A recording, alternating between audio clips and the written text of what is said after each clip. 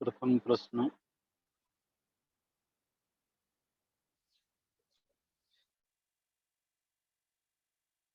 वाणी में कई बार सुनने में आया है अनपायिनी भक्ति, तो इसके अर्थ ज्यादा समझ नहीं आ रहा है। कृपा करके आप इस पर प्रकाश कीजिए। साथ ही ऐसी भक्ति की पात्रता में कौन सा साधन सहायता करता है?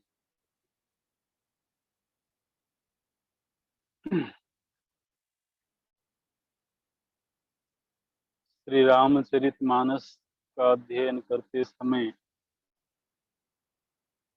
कई बार ये शब्द सामने आता है।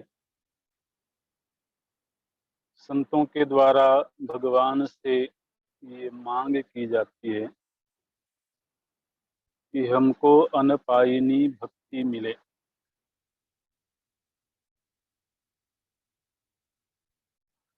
बड़े बड़े महापुरुषों के द्वारा भी स्वयं भगवान शिव, ब्रह्मा जी, सनकादि ऋषि, जो कि सिद्ध कोटि के महापुरुष हैं, वो भी अनपायिनी भक्ति की याचना करते हैं।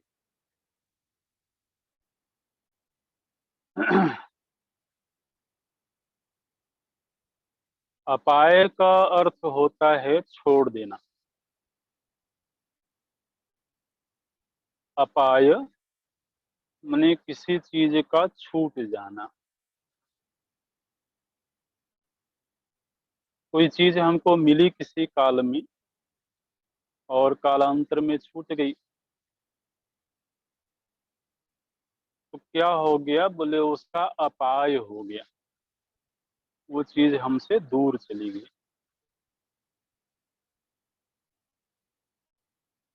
अब कोई चीज ऐसी मिले, जो मिले तो सही लेकिन फिर वो कभी दूर ना हो,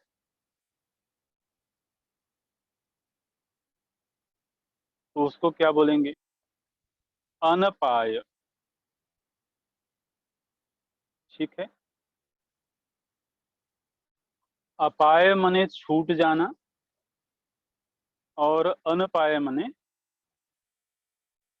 न छूटना।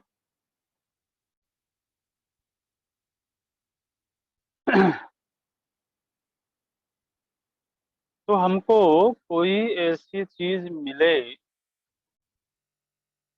जो पहले नहीं थी, इसीलिए मिली। मिलना संगत ही तब होगा जब पहले से ना होवे। लेकिन मिलने के बाद में ऐसे मिले कि फिर कभी बिछड़े नहीं, फिर कभी छूटे नहीं,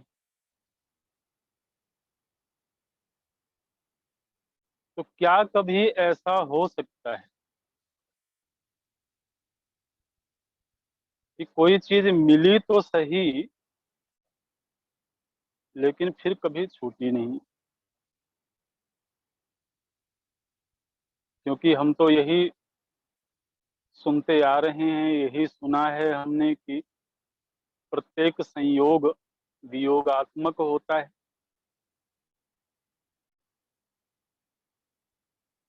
कभी कोई ऐसा संयोग नहीं हुआ जो जिसका पर्यवसान वियोग में ना हुआ हो।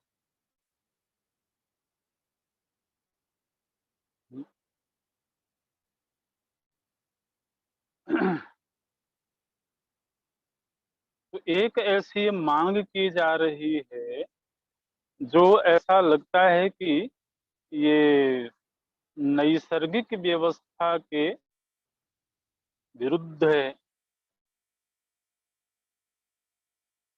ये अनपायिनी शब्द को ध्यान दीजिएगा। मिले तो सही लेकिन छूटे नहीं। ऐसा कैसे हो सकता है?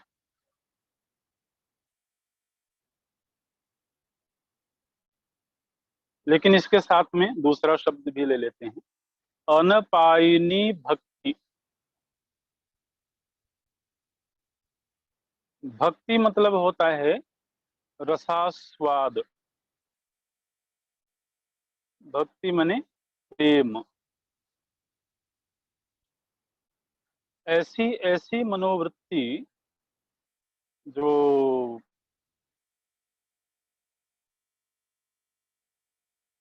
रसमयी हो,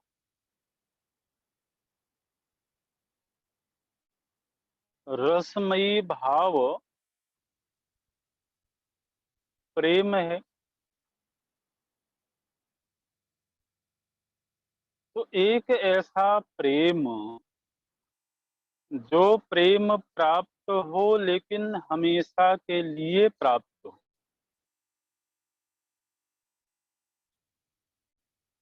कम से कम दुनिया में तो ऐसा प्रेम मिलता नहीं है।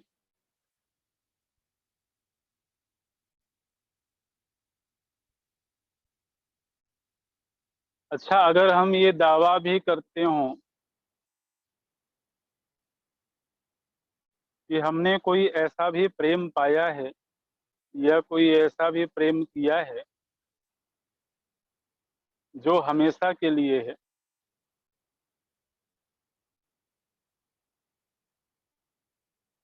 तो वो व्यक्ति हमेशा के लिए शायद होवे।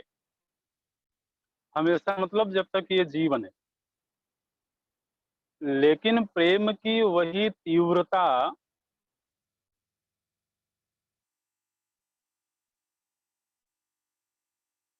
प्रेम का वही गहरा रसा स्वाद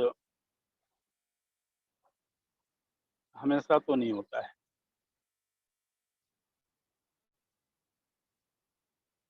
कम से कम मानवीय जीवन की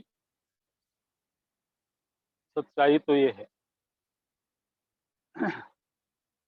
जिसके लिए व्यक्ति मर मिटने को तैयार रहता है,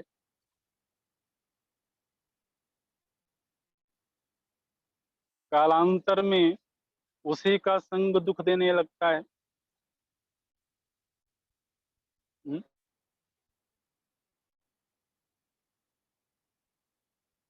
जिसके लिए सारा जहां छोड़ दिया, सारे नाते रिश्ते, यहाँ तक कि पद प्रतिष्ठा सम्मान, सबकी कीमत पर हम कोई प्रेम पाना चाहते हैं।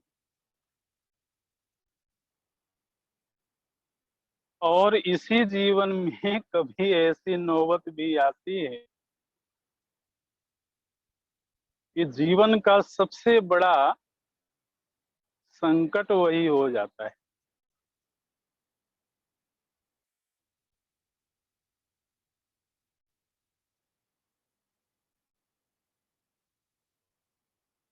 अच्छा, साथ ही साथ एक ये भी बात है कि प्रेम की प्यास भी सभी को है। अच्छा, ये प्रेम की प्यास केवल युवा अवस्था में ही होती है ऐसा नहीं है। ये मानव मन का ये नैसर्गिक स्वभाव है। जीवन का एक बहुत अनुकूल संवेदना है, जो संवेदना जीवन के हर पड़ाव पर चाहिए।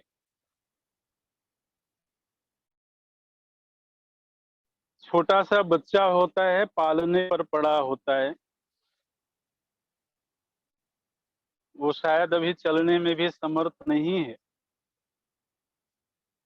और उसके पास में माँ बैठी हो, उसको दुलार कर रही हो, और उतने में ही वहां कोई दूसरा व्यक्ति आ जाए और वो उसकी चर्चा में लग जाए, दूसरे व्यक्ति से चर्चा में वो संलग्न हो जाए, थोड़ी देर तक तो उस बच्चे में धैर्य रहती है,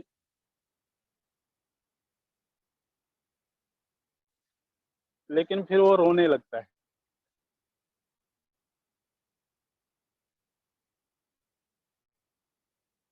वो क्यों ऐसा करता है?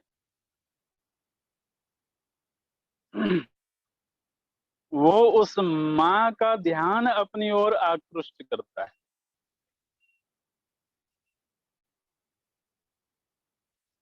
क्योंकि उसको वो प्रेम चाहिए। अभी उसको ये शब्द भी नहीं मालूम है कि ये प्रेम क्या होता है, लेकिन उसके भीतर वो नैसर्गिक प्यास है, जन्म काल से ही प्यास है।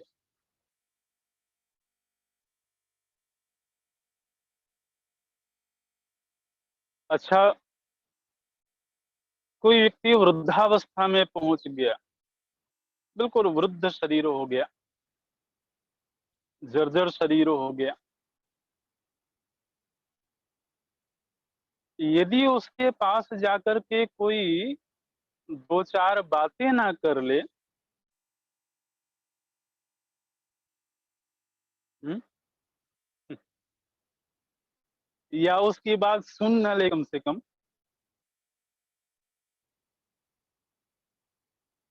तो उसको इस बात की तकलीफ रहती है,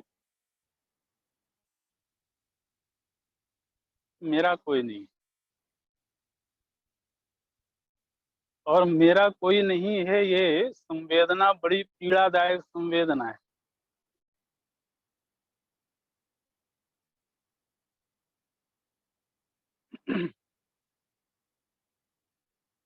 ये मानव मन की नैसर्गिक प्यास है।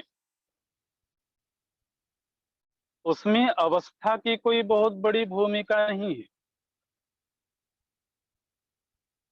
युवावस्था में उसमें शारीरिक आकर्षण भी थोड़ा शामिल हो जाता है, मनोभाव के साथ साथ में शरीर का आकर्षण भी शामिल हो जाता है, इसलिए उस अवस्था में प्रेम जरा तीव्र मालूम पड़ता है।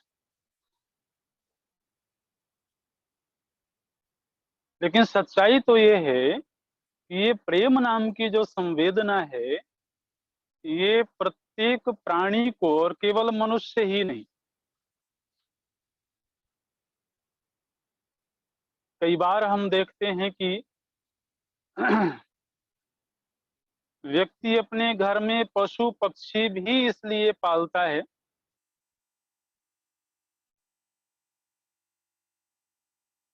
क्योंकि वहां उसको प्रेम मिलता है।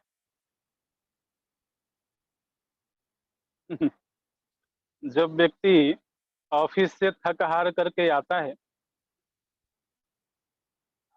और घर में वो जो पेट है, जो कुत्ता पाला हुआ है, वो गेट पर आकर के और दोनों पैर उठा करके जब उसका वेलकम करता है ना, तो वो उतना ही आनंददायक होता है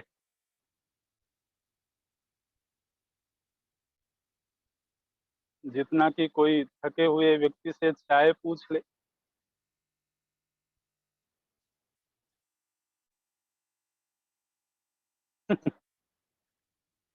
तो अब अगर व्यक्ति की व्यक्ति से कड़वाहट हो गई हो, तो उसकी भरपाई कैसे की जाए? क्योंकि भरपाई तो करना है। बोले आदमी का आदमी से लगाव नहीं रहा, पशु पक्षियों से उसकी पूर्ति करते हैं। अच्छा, ये मानव की ही जरूरत है ऐसा नहीं। आपने घर में जिस पशु पक्षी को पाला हुआ है, आप अगर उसको इग्नोर करना शुरू कर दें, तो वो ऐसी हरकत करेगा जो आपको, आपके मन को अपनी ओर खींचेगा।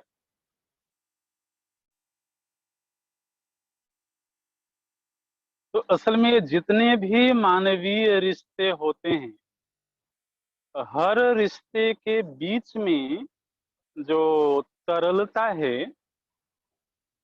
वो ये प्रेम ही है। आप देखिए, कोई भी मशीन हम उपयोग करते हैं ना, गाड़ी चलाते हैं, मशीन कोई भी चलाते हैं, तो वो आसानी से चलती रहे उसके लिए उसमें ऑयल डाला जाता है, उसको तरावट की जाती है। अगर मशीन में वो तरावट खत्म हो गई हो तो उस मशीन से आवाज आने लगती है, उसमें खटखट होने लगती है। ऐसे ही इन मानवीय रिश्तों के बीच में अगर वो स्नेह की तरावट सूख जाए तो उन रिश्तों में खटखट होने लगती है।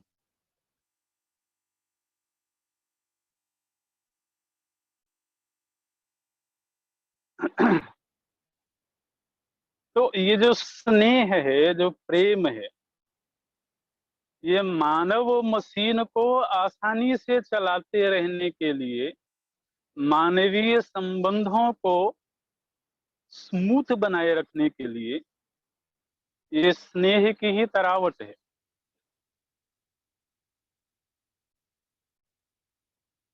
इस विचार से ऐसा समझ में आता है कि ये जो प्रेम नाम की चीज है, ये मानव मन की बड़ी मूलभूत मांग है।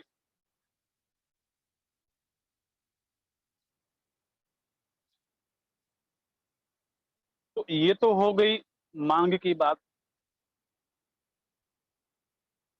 अब जब पूर्ति की बात आती, अच्छा ध्यान रखिए, ये ऐसी चीज है जिसके बिना किसी के लिए भी जीना आसान नहीं।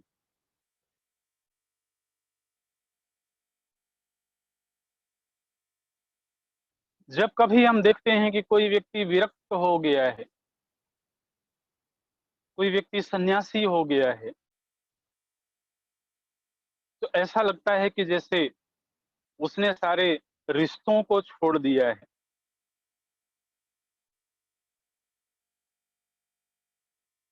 कोई स्नेह का रिश्ता नहीं है, कोई प्रेम का रिश्ता नहीं है। ध्यान रखें, चाहे कोई किसी भी वेश में हो, किसी भी देश में हो, ये प्रेम प्रत्येक मानव मन की नैसर्गिक मांग है।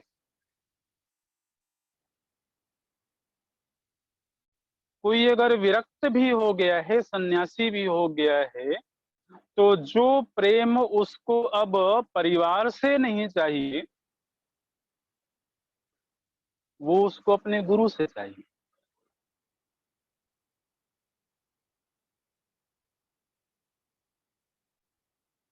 वो अपने इष्ट से चाहिए। और असल में जीवन रसमयी होता ही प्रेम से है।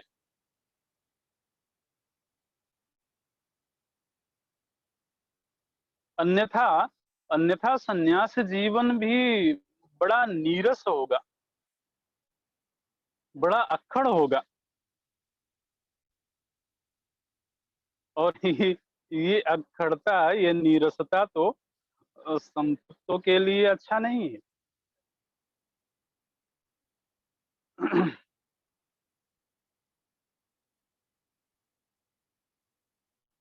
तो ये प्रत्येक मानव मन की नैसर्गिक मांग है।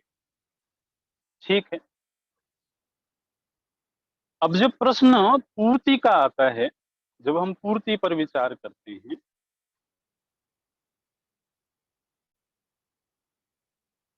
तो हम देखते हैं कि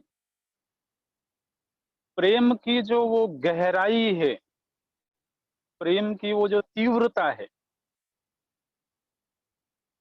वो तीव्रता जब शिथिल होने लगती है, उसका माधुर्य जब कम होने लगता है,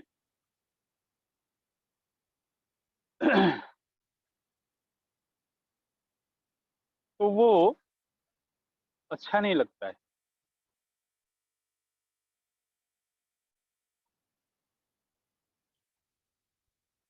क्योंकि व्यक्ति की मांग ऐसे प्रेम की है जिसकी तीव्रता कम ना हो। अच्छा, तीव्रता कम होने के कारण क्या होते हैं? इसमें एक मनोविज्ञान और देखिए आप, किसी भी व्यक्ति के प्रति हमारे मन में जो उत्सुकता है,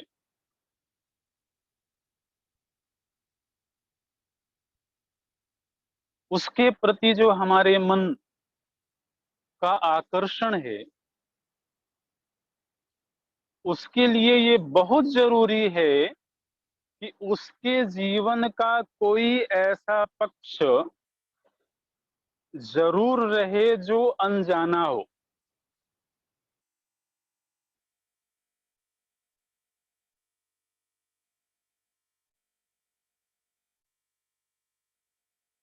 जब हम उसके जीवन के हर पक्ष को जान जाते हैं, उसके हर व्यवहार को, हर मनोवृत्ति को जान जाते हैं, तो उत्सुकता कम हो जाती है। बोले हम जानते हैं कि इसकी सामर्थ्य क्या है।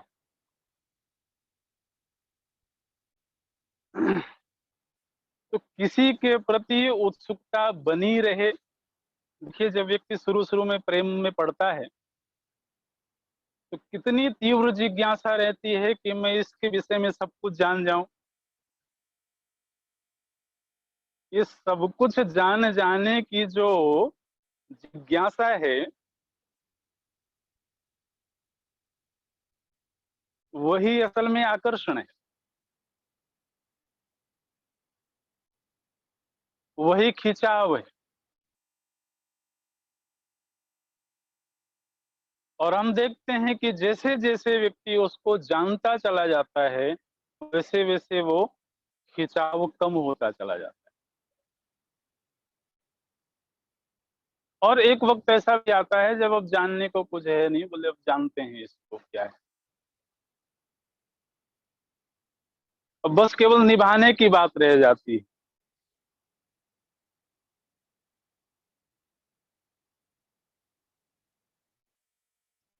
इसलिए अगर हम आप चाहते हैं कि किसी का हमारे प्रति वो आकर्षण थोड़ा सुरक्षित रहे, तो सब कुछ मत बता देना।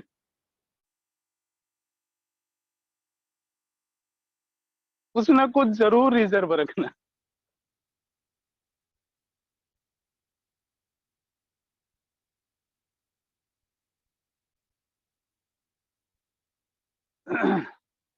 तो एक तो इस प्रेम की गहराई को शिथिल करने में एक ये भी कारण होता है।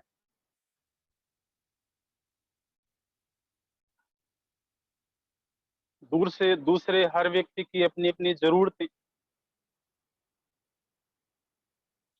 जब हमने किसी से केवल इसलिए रिश्ता जोड़ा है क्योंकि उससे हमारी जरूरत पूरी हो रही है, ये किसी ने हमसे इसलिए रिश्ता जोड़ा हुआ है क्योंकि हम उसकी जरूरत पूरी कर रहे हैं,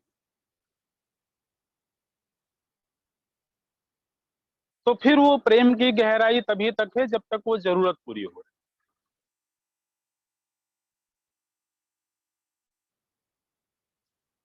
अब या तो हमारी कोई जरूरत ना रह गई हो, या तो सामने वाला जरूरत पूरी करने में समर्थ ना हो, अथवा पूरी करना ना चाहता हो, तब भी प्रेम का शिथिलीकरण होता है।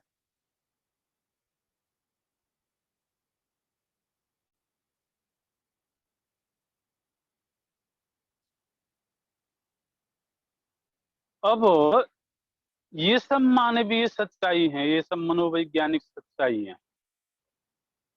हर व्यक्ति इन्हीं के साथ जी रहा है। तकलीफें भी इन्हीं की वजह से हैं, और जीवन में रस भी इन्हीं की वजह से।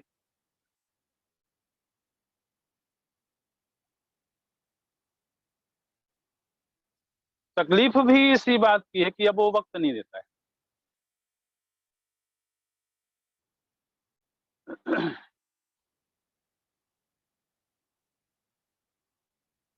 या हमारे प्रति अगर किसी के मन में रोष है तो वो इसीलिए होगा कि हम उसे वक्त नहीं देते।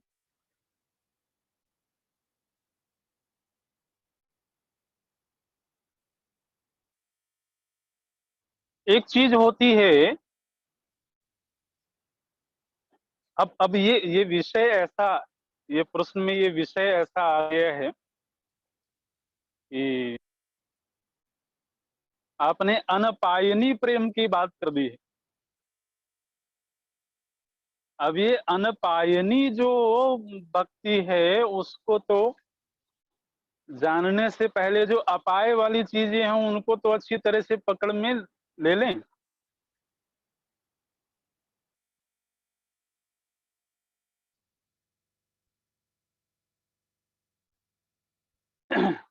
इसमें एक और बड़ी गंभीर चीज होती है, वो है कि हमें कोई समझे। जरूरतें नहीं है,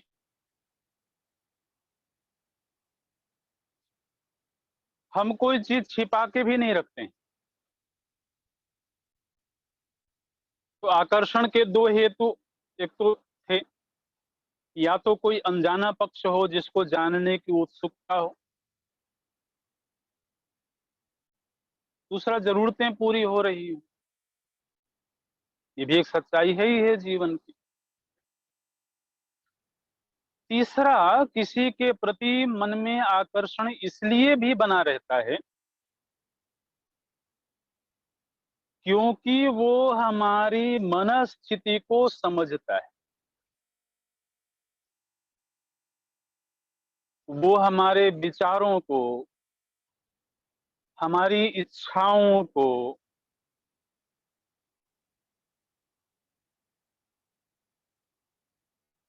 हम जैसे भी हैं,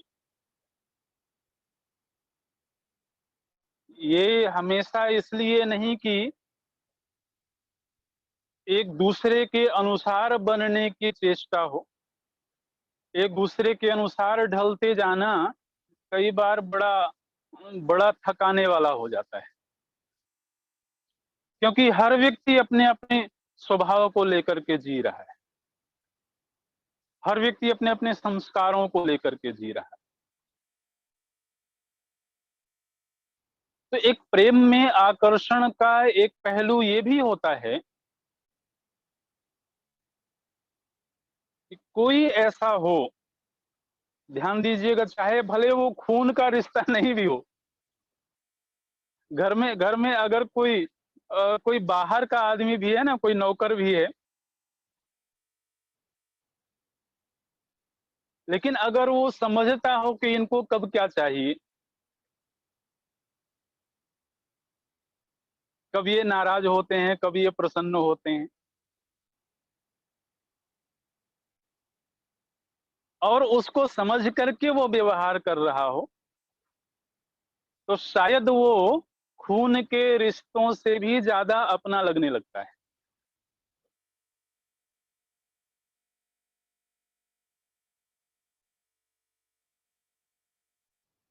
चलिए आज के प्रश्नोत्तर में इसी विषय पे चर्चा कर लेते हैं।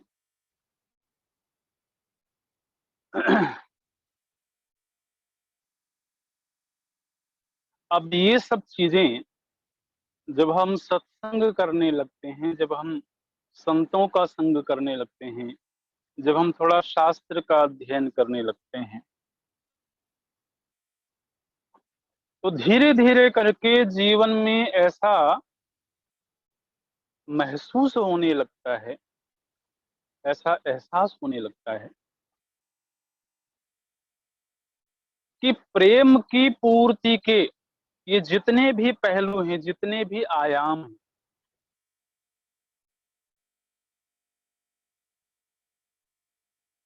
उनकी एक जगह पूर्ति पूर्णता के साथ हो सकती है, और वो है परमात्मा।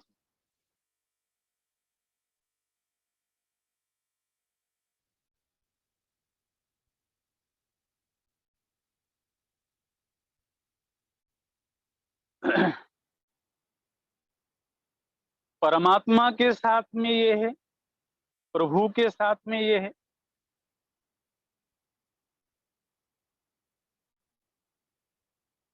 जिनके साथ रिश्ता कभी खत्म नहीं हो सकता है।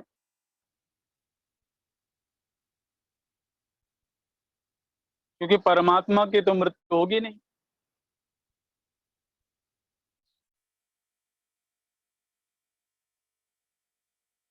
धीरे धीरे करके व्यक्ति जब थोड़ा संवेदनशील होने लगता है तो उसको इस बात का भी एहसास होने लगता है कि असल में जीवन की असल जरूरतों की पूर्ति तो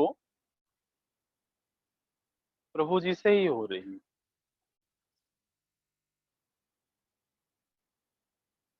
जहां से जरूरतों की पूर्ति होती है वहां मन खिंचता है। हमने पहले चर्चा करी।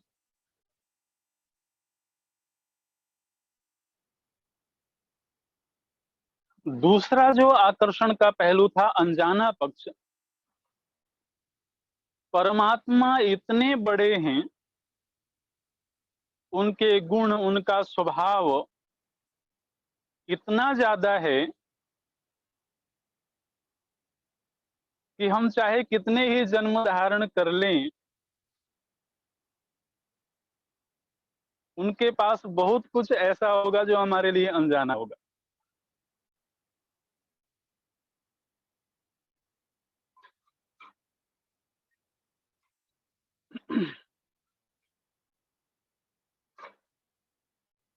और तीसरी चीज, परमात्मा हमेशा ये शर्त नहीं रखते हैं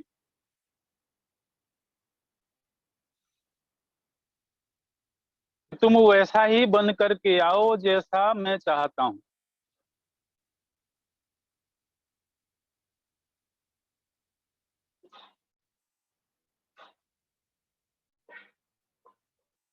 बस आ जाओ।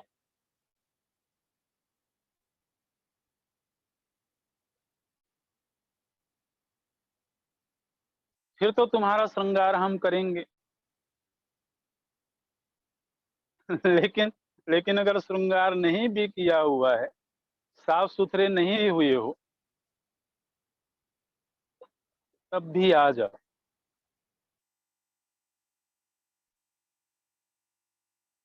मानवीय रिश्तों में ऐसा बहुत कम देखने को मिलता है।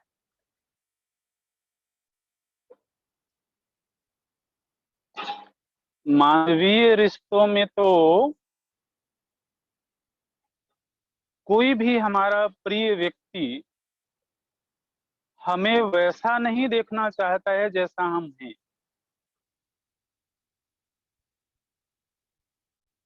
हमें वैसा देखना चाहता है जैसा वो चाहता है।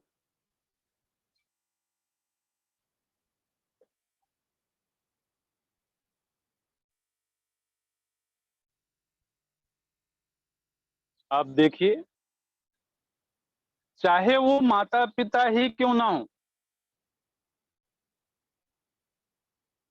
माता पिता भी बाल्यकाल से लेकर के और जीवन पर्यंत तुमको ऐसा करना चाहिए, तुमको ये नहीं करना चाहिए था, तुमने ऐसा क्यों किया,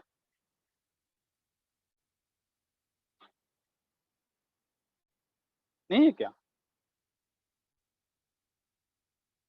और हम भी दूसरे को वैसा ही देखना चाहते, जैसा हम चाहते हैं।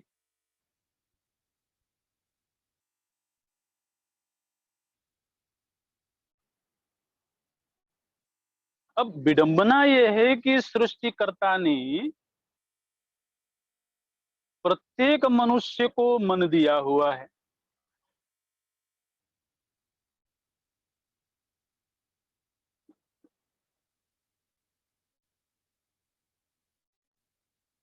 हम चाहते ये हैं कि मन तो मेरा हो और जीवन उसका हो।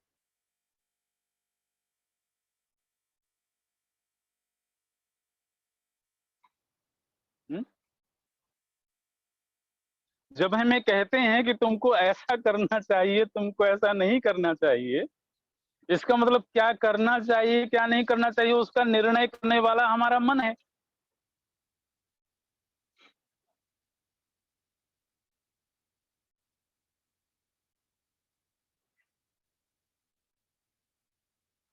समस्या ये है कि सामने वाले के पास भी मन है और वो भी वैसा ही चाहता है।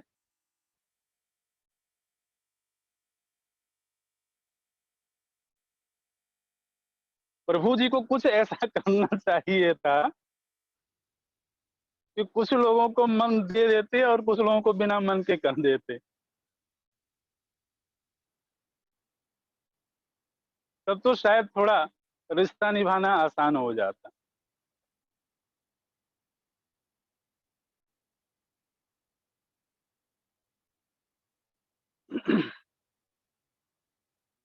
हम कहते हैं कि अरे मैं अपने मन के अनुसार इसलिए चलाना चाहता हूं क्योंकि ऐसा ही सत्य है, ऐसा ही होना चाहिए, ऐसा ही धर्म सम्मत है। संतों ने, शास्त्रों ने, सत्संगों में हमने ये सुना कि हमारा जो प्रभु जी के साथ में रिश्ता है, जो परमात्मा के साथ रिश्ता है, उस रिश्ते के लिए कोई शर्त नहीं है।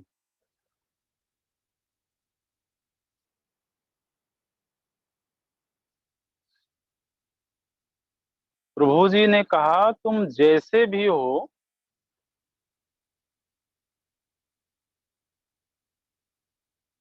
बस मेरे पास आ जाओ।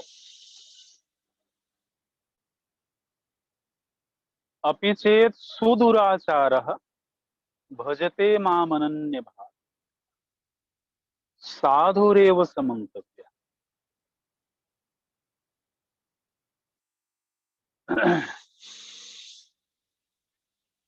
आरंभ में ये श्रद्धा के बल पर स्वीकृत होती है, लेकिन फिर जीवन में इनका अनुभव भी होने लगता है।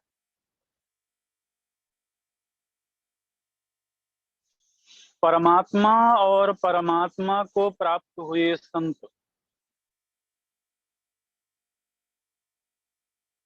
अगर रिश्ते के लिए शर्त रखें तो फिर व्यक्ति कहाँ जाएगा। डॉक्टर ये कहे कि तुम स्वस्थ हो जाना तब मेरे पास आना। हम्म? रुग्ण व्यक्ति ही जाएगा ना वहां।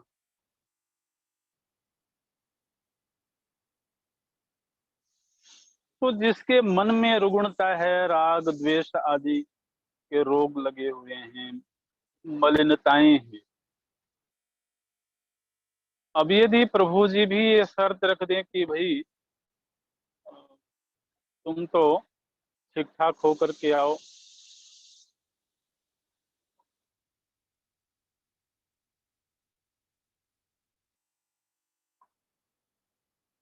तो परमात्मा की जो आह्लादिनी शक्ति है, आह्लादिनी शक्ति को असल में प्रेम ही कहते हैं, वो है माता जानकी जी। अगर उस प्रेम का मानवीकरण कर दिया जाए, उसको कोई आकार दे दिया जाए, कोई मूर्ति बना दी जाए, तो वो माता जानकी जी भक्ति स्वरूपा है। गोस्वामी जी ने कहा क्लेश हारिणी उद्भव स्थिति संहार कारिणी क्लेश हारिणी, क्लेशों का हरण करने वाली। तो यदि हमको जीवन में ये पता लग जाए कि परमात्मा ही वो प्रेमी हैं जिनके साथ हमारा प्रेम कभी भी शिथिल नहीं होगा, कभी भी छूटेगा नहीं, नित नवरस की वृद्धि होगी, प्रतिक्षणम वर्धमानम। परमात्मा के साथ जो हमारा प्रेम है वो निरंतर बढ़ते हुए क्रम में होता है। मानव के साथ या दुनिया में किसी भी वस्तु व्यक्ति के साथ किया हुआ प्रेम घटते हुए क्रम में होता है।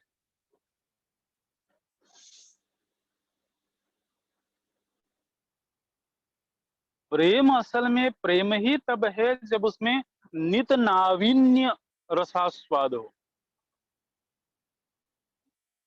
उसमें वर्धमानता हो। और शायद यही हम सबकी मांग भी है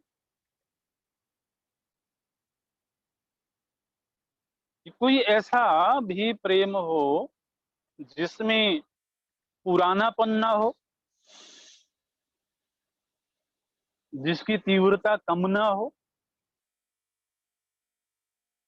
जिसके प्रति उत्सुकता बनी रहे, बढ़ती रहे।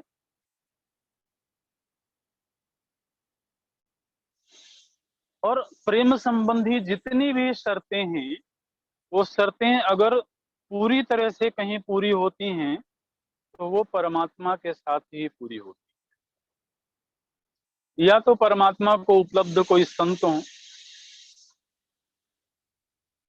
उनके साथ भी जब हम जुड़ते हैं तो वहां भी लगभग ऐसा ही प्रेम मिलता है।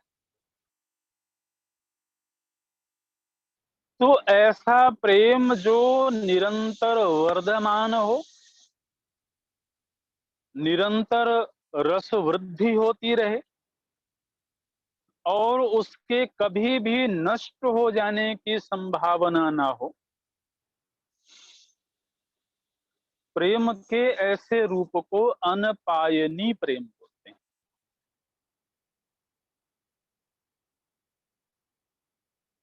भक्ति की भाषा में भक्ति बोलते हैं।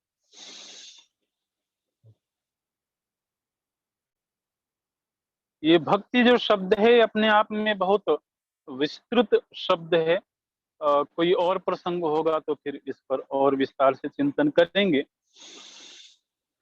लेकिन हमारी जो नैसर्गिक जरूरतें हैं प्रेम संबंधी,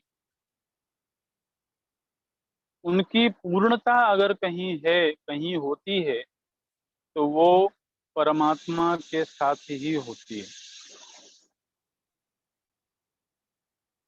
इसलिए यदि प्रभु जी के साथ में हमारा प्रेम का रिश्ता जन्मजात तो जुड़ा हुआ है, लेकिन हमारा ध्यान उधर नहीं होने की वजह से हम अपने आप को वंचित अनुभव करते हैं।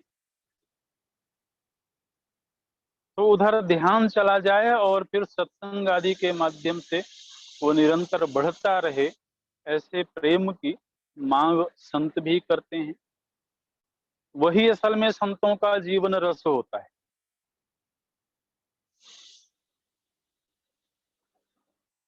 ये सांसारिक दीवानगी से बहुत बड़ी दीवानगी है।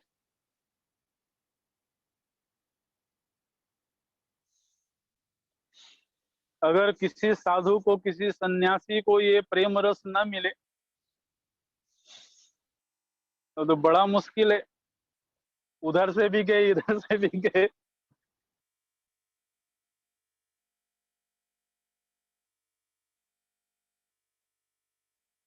लेकिन ये जो भगवत प्रेम की गहराई है, ये इतनी गहरी है कि फिर उसमें किसी मानवीय रिश्ते की आवश्यकता नहीं।